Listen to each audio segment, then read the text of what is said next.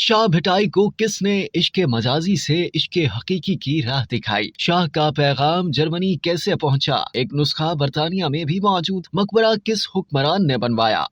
बरसगीर के अजीम सूफी शायर शाह अब्दुल लतीफ भटाई का मज़ार कराची से तकरीबन 200 किलोमीटर के फासले पर वाक़ है, जहां उनकी जिंदगी में शुरू होने वाली महफिल समा का सिलसिला गुज़िश्ता 300 साल से बिला नागा हर रोज होता है। शाह अब्दुल लतीफ भटाई का उर्स हर साल 14 सफरुल मुज़फ्फर को मनाया जाता है। शाह अब्दुल लतीफ भटाई की विलादत बासआदत 1689 बामुताबिक 1101 में मुटियारी जिले की तहसील हाला की हवेली में हुई। उनके आबा-ओ-अजदाद सादात खानदान से ताल्लुक रखते थे, जिनका सिलसिला नसब आले रसूल से मिलता है। शाह लतीफ के वालिद हबीबुल्लाह शाह हबीब के नाम से मारूफ थे, जिन्होंने 3 शादियां की, लेकिन औलाद की नेमत से महरूम थे। अपनी महरूमी का तस्करा उन्होंने इस दौर के कामिल बुजुर्ग अब्दुल लतीफ से किया और उनसे दुआ की दरख्वास्त की। उन्होंने हबीबुल्लाह की अज़दाश सुनकर दुआ फरमाई और उन्हें ताकीद की कि अल्लाह ताला तुम्हें बहुत जल्द औलाद नरीना अता करेगा। उसका नाम मेरे नाम पर अब्दुल लतीफ रखना, वो अल्लाह के हुक्म से यगाना रोजगार होगा। कुछ अरसे बाद उनकी पहली अहलिया ने एक बेटे को जन्म दिया। शाह हबीब ने इसका नाम मज़कूरा बुजुर्ग की हिदायत के मुताबिक अब्दुल लतीफ रखा, लेकिन उसका बचपन में ही इंतकाल हो गया। चंद साल बाद उसी ज़ौजा के वतन से दूसरे फर्जंद की विलादत हुई। हबीबुल्लाह ने उसका नाम भी अब्दुल लतीफ रखा। उनके ये फर्जंद बुजुर्ग के पेशगोई के मुताबिक बा कमाल साबित हुए और उनका शोहरा सारे आलम में हो गया। शाह अब्दुल लतीफ भटाई की विलादत के कुछ दिनों बाद उनके वालिद अपने आबाई गाँव को छोड़कर कोटरी में रहने लगे। 5 साल की उम्र में शाह लतीफ को आखुद नूर मोहम्मद की दरसगाह में तहसील इल्म के लिए भेजा गया, लेकिन उन्होंने अलिफ से आगे बे और इसके बाद के लफ्ज पढ़ने से इनकार कर दिया। ये सूरत हाल देखते हुए उनके असनाद अखवंद नूर मोहम्मद ने शाह हबीब को बुलवाया। शाह साहब ने सारा अहवाल सुनकर कहा कि इस बच्चे को अल्लाह की वहदानियत का इदराक है, इसलिए ये अलिफ से अल्लाह के आगे कोई लफ्ज पढ़ने को तैयार नहीं है। शाह अब्दुल लतीफ अपने वालिद की जानिब से विरसे में मिली हुई रूहानियत पर तो दस्तरस रखते थे, लेकिन एक खुशगवार हादसे की वजह से वो इश्क मजाजी में गिरफ्तार होकर 3 साल तक सहराओं में और जंगलों की खाक छानते रहे और इसी आलम में ठट्टा जा पहुंचे। वहाँ एक सूफी बुजुर्ग मोहम्मद मोइन ठटोरी से मुलाकात हुई। उन्होंने उनकी रूहानी तरबियत करते हुए इश्क मजाजी से इश्क हकीकी की राह पर डाला। उन्होंने शाह साहब के दिल में इबादत इलाही, रियाजत की लगन, औलिया अल्लाह से मोहब्बत, वालिदैन की इताअत, इंसानियत की खिदमत का जज्बा पैदा किया। इसी जज्बे ने शाह साहब को वालिद की खिदमत में पेश कर दिया। आप अपने वालिद से मिले तो वो बहुत खुश हुए। हाला में शाह लतीफ की रूहानियत के चर्चे आम हो गए और लोग बड़ी तादाद में उनकी इरादतमंदों में शामिल होने लगे। हाला वापस आने के बाद उनका अखद उसी लड़की से हुआ जिसके इश्क ने उन्हें ठट्टा की खानकाह तक पहुंचाया था। शादी के बाद शाह अब्दुल लतीफ भटाई के मुरीदैन ने उन्हें ताजुल मखदूरात का लक़ब दिया। रिश्ता इज़्दवाज में बंधने के बाद शाह लतीफ ने एक पुरफ़ज़ा और पुरसुकून मकाम को अपनी रिहाइश के लिए मुंतखब किया, जहाँ बुलंदो बाला टीले थे। सिंधी जबान में भट्ट टीले को कहते हैं, इसीलिए इस मकाम को भट्ट शाह का नाम दिया गया। शाह साहब की मेहनत ने मट्टी और पत्थर के तोदों को एक खूबसूरत बस्ती में तब्दील कर दिया। वहीं रिहाइश के दौरान उन्होंने सिंधी जबान और अदब को फरोग दिया। उन्हें शायरी का शौक था और उन्होंने अपनी शायरी के जरिए सिंधी जबान की तरक्की और तरवीज के लिए काम किया। शाह अब्दुल लतीफ भटाई ने अपने कलाम में कुरान और हदीस से ली हुई इस्तिलाहें जरूर इस्तेमाल की। सूफियाना तखय्युल शाह के कलाम की खसूसियात हैं। उनकी शायरी में सादगी और बेलोज खुलूस शामिल है।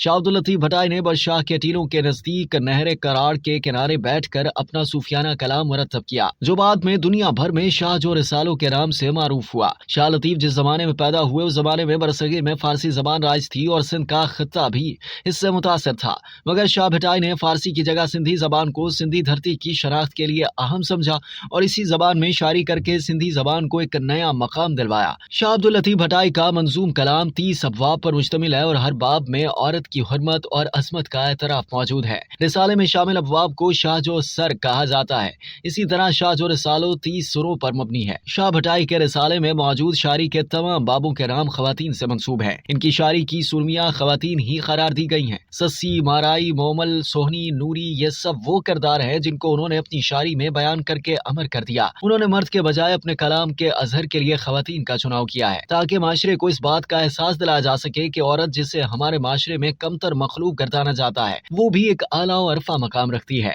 उनका कलाम आपके फुकरा को ज़बानी याद था। उनमें हाशिम फ़कीर, बिलाल फ़कीर और तैमर फ़कीर इस सिलसिले में मारूफ हैं। तैमर फ़कीर ने आपके अशारो अफकार कलम बंद की और उन्हें कुंज शाह लतीफ़ यानी शाह लतीफ़ का खजाना का नाम दिया। आपकी खादमा माई नेमत ने भी इस काम में इसकी माउनत की। ये नुस्खा तैमर फ़कीर के वरसा के पास महफूज था, जो आज भी वर्षा म्यूजियम में मौजूद है। شاہ صاحب کے وصال کی ایک صدی بعد ایک جرمن دانشور ڈاکٹر آرنسٹ کا برطانوی سرکار کی طرف سے سندھ میں تقرر کیا گیا۔ حیدرآباد میں قیام کے دوران اس نے کنز شاہ لطیف کی نقل تیار کی اور ریٹائرمنٹ کے بعد جرمنی لے جا کر لیپزگ سے شائع کروا کے اسے شاہ کے پیغام کا نام دیا۔ بعض بنیادی نقائص کے باوجود یہ نسخہ سندھی دانشوروں کی توجہ حاصل کرنے میں کامیاب رہا۔ اس کی اشاعت کے فوری بعد علامہ آئی قاضی کی جرمن اہلیہ ایلسا قاضی نے اس کا انگریزی ترجمہ شائع کرایا۔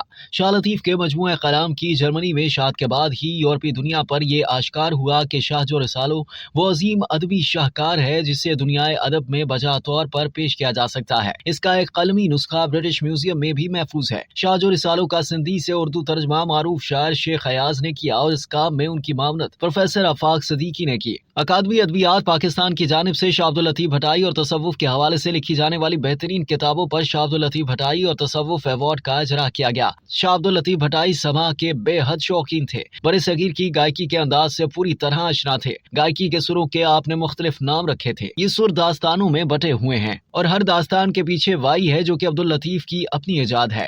اس کی حیت غزل سے ملتی جلتی ہے۔ سر حسینی میں سسی کی دردناک صدائیں سنائی دیتی ہیں۔ اسی طرح شاہ صاحب نے ماروی کو دیس کی محبت کی علامت کے طور پر نمایاں کیا ہے۔ شاہ بھٹائی جس ٹیلے پر بیٹھ کر یاد الہی میں مشغول رہتے اور اپنا صوفیانہ کلام مرتب کرتے تھے، اس کے نزدیک ایک نہر بھی بہتی تھی۔ کمال فن دیکھیے کہ شاہ عبداللطیف بھٹائی نے اس کے پانی کا شور یا آوازیں سن کر موسیقی کے سر دریافت کیے اور ایک آلہ موسیقی ایجاد کیا جسے تمبورو کہا جاتا ہے۔ ان کا کلام گائک یا جوگی صرف تمبورے پر ہی گاتے ہیں اور اس کے علاوہ کوئی دوسرا موسیقی کا آلہ استعمال نہیں کیا جاتا۔ شاہ عبداللطیف بھٹائی نے 14 صفر 1165 ہجری بمطابق 1752 عیسوی میں وفات پائی۔ آپ کی وصیت کے مطابق آپ رحمۃ اللہ علیہ کی بھٹشاہ میں ہی تدفین کی گئی۔ سندھ کے حاکم رانا غلام شاہ کلہوڑوں نے ان کا عظیم الشان مقبرہ تعمیر کرایا۔ اب تک کے لیے اتنا ہی۔ مزید جاننے کے لیے سبسکرائب کیجیے ڈیلی جنگ یوٹیوب چینل اور لائک کیجیے ڈیلی جنگ فیس بک پیج۔